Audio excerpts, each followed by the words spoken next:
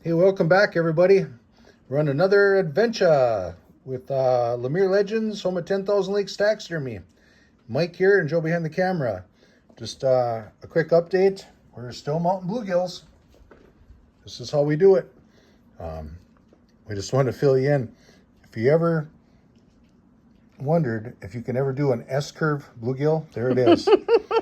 Joe and I won. That's not a roll of toilet paper. I cut a roll of paper towel in half. That's the secret. It's got to be a paper towel holder, not TP. But anyway, as you can see, we are doing an S-curver. I mean, we got the tail, the body, and we're going to let this sit here overnight. What we're going to do is we're going to leave these on a paper towel. Like I'd stated before, I believe it was my rock bass video not too long ago. We waited and we waited and we waited for the paper mache mixture I have to cure. And sometimes it kicks fast, sometimes it takes a little while. So to be productive in the shop, like I said, sometimes we lay out 3, 4, 5 at a time. And that's just what we did here. You know, we got one.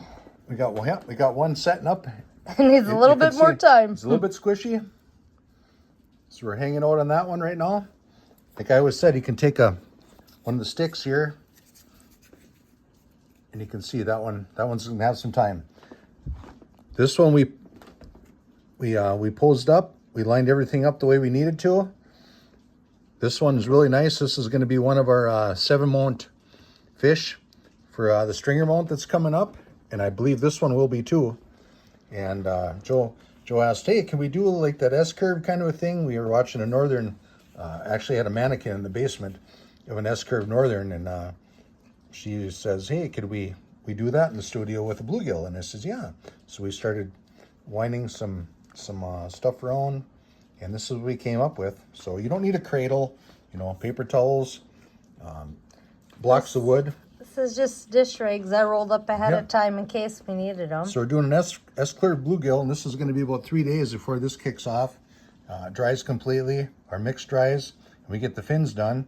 And she wants to have me put this on some driftwood with a little bit of greenery and paint it with some real bright colors, and we're going to put this on eBay.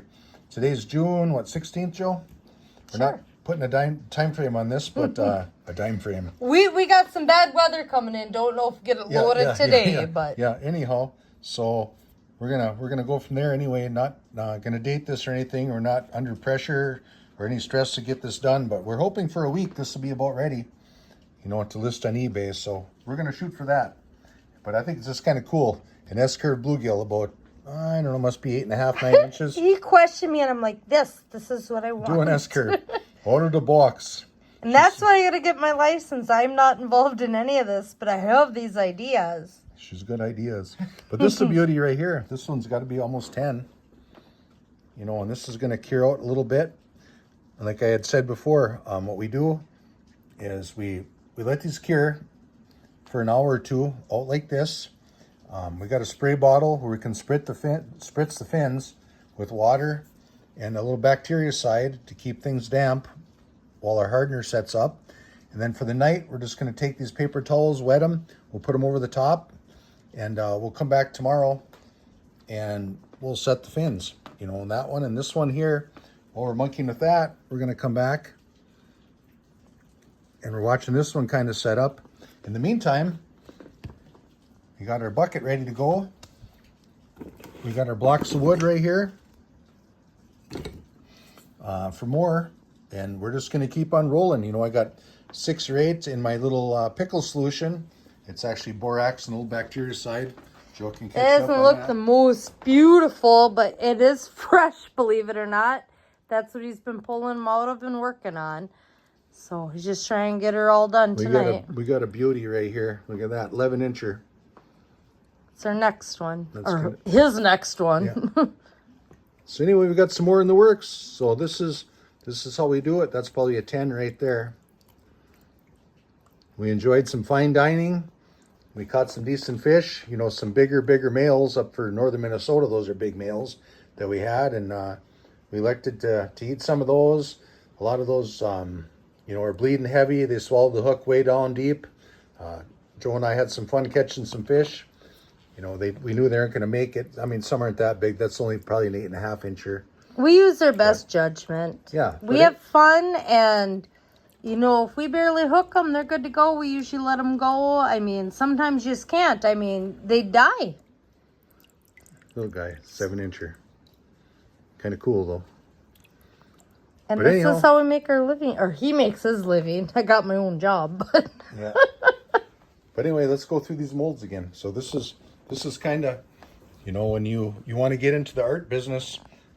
I elected a long time ago to start mass producing some things instead of monkeying around, you know, doing a deer head here, jumping over to a fish. I like to stay on task, on point. I learned that's how you make a better living. And I mean, that me anyway, that's how I roll. I want to stick with it and get it done. And these are our different molds that we have. I mean, for bluegills, right here we have a left turn, another left turn, one that's a little narrower, a little wider one here. These are probably 9-10 inch fish. Over here we have, this is probably, you know, we got a tail up, left turn, 8-inch fish, 8.5-inch fish. This is probably a 7-inch fish. And I have some smaller ones to our left here. We have a big one here, and I have these small ones right here because I always like to, like I said before, I don't like to, even this stuff I make for little or nothing, pennies on the dollar for what I do. But if I have a little bit extra, I mean, you can see in this container, we use most of it up. But I like to, I mean, these little guys here are probably your 5-6 inch fish.